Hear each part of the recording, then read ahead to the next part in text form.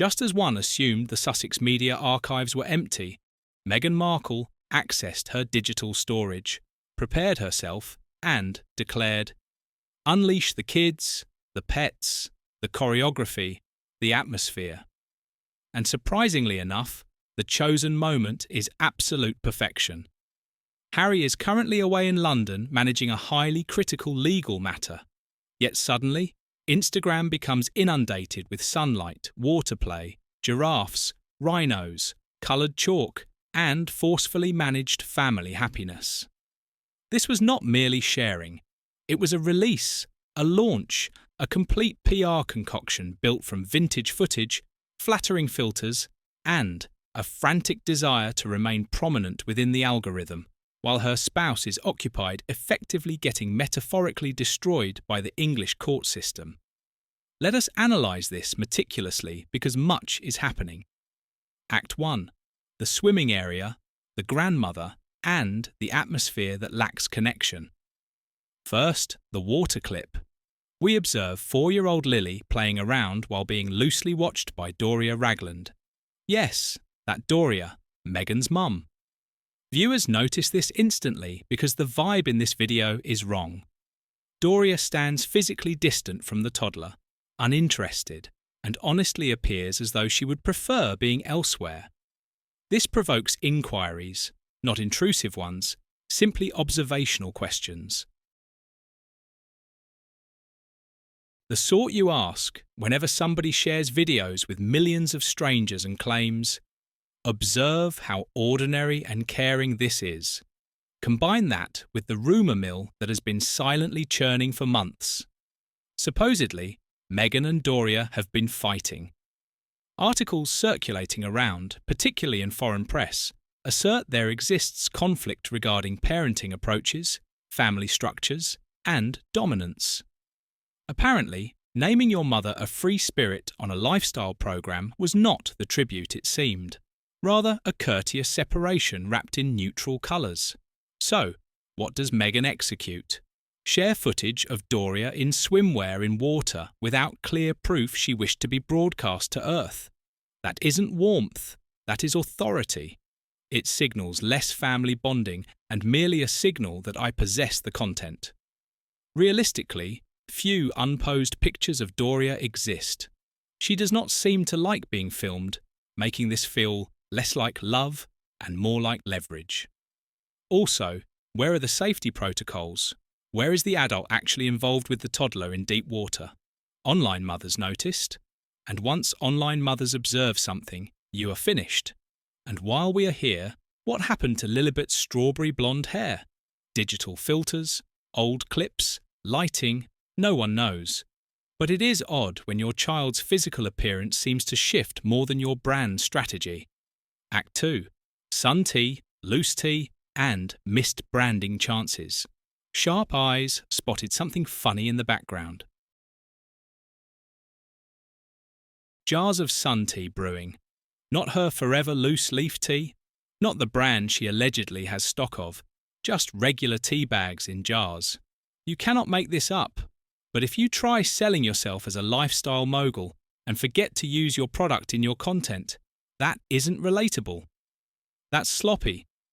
This was the simplest soft sell imaginable, and she missed it again. Is she attempting to show she cuts her grass, that she consumes standard tea, that she is exactly like us? Because what it is actually showing is that this whole upload was hurried, reused, and not planned, beyond post something anything. Act 3. Archie the Rhino and the Back of Head cinematic world.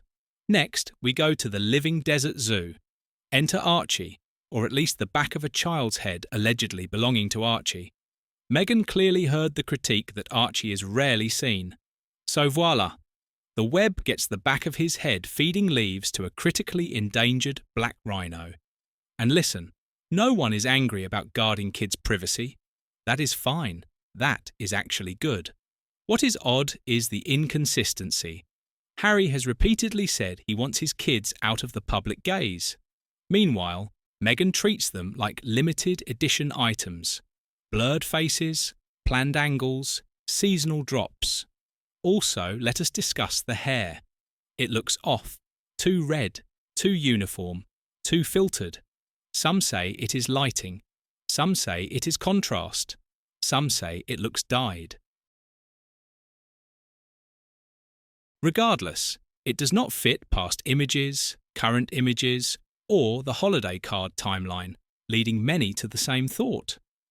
This video is old, possibly very old. The child looks younger, smaller.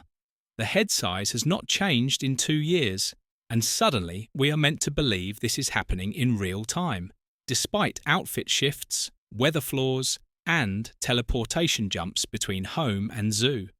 Act 4. The dancing. Dear God, the dancing. Then arrive the dancing clips, the plural, because one was not sufficient. First, a black and white video supposedly filmed by Lily displaying Meghan and Harry twirling around the grass, kissing, dipping dramatically like it is prom night at Delusion High. Then the colour version, upbeat tunes, lawn again, and a moment so awkward it physically hurt to view. Meghan moving Harry's hand mid-dance like she is blocking choreography on a low-budget soap. This isn't romance, it is performance art. Nothing about it feels spontaneous. Nothing about it feels intimate. It feels like two people who desperately want to be seen as in love rather than just being in love. And the claim that a 4-year-old filmed it, the angle states otherwise. The framing is too tall, too steady, too deliberate. But even pretending that is true, maybe some moments do not need to be content. Not everything has to be uploaded, particularly not when the internet has already told you loudly, repeatedly, that it does not want this. Act 5. The Carefree Days craft project that was definitely done by an adult. Set to Carefree Days, we are shown groceries surrounded by neat stylized drawings, apples, avocados, plants, clean lines, consistent pressure, adult spacing, and then the kicker. Yay! You did it! Written in clear, confident capital letters. We are supposed to believe a 4-year-old did this. No scribbles, no uneven lines, no chaos, just Pinterest-level minimalism. People who actually know children immediately clocked it. The drawings and handwriting belong to the same person, and that person is not a preschooler. This isn't impressive, it is insulting. And yes, it reeks of competitiveness. Somewhere deep down, Meghan is still mad about Princess Charlotte playing the piano with Catherine. So now, Lily is suddenly a filmmaker, illustrator, and motivational note writer. Act 6. The giraffe, the lettuce, and the main character syndrome. Finally, we get Meghan at the zoo wearing all white to a zoo. Sunglasses on feeding lettuce to a giraffe, not the kids. Usually, parents take photos of their children feeding animals. Here, the animal is the prop. Meghan is the star. Even the giraffe looks like it is thinking, "Please do not talk to me." Also, why is she holding the lettuce like that? Why is everything a pose? Why does nothing feel natural? And again, this is framed as, "Look what a good mum I am." But good parenting does not need constant proof, especially not when it is this forced. The real point: Harry is in London and Meghan is on Instagram.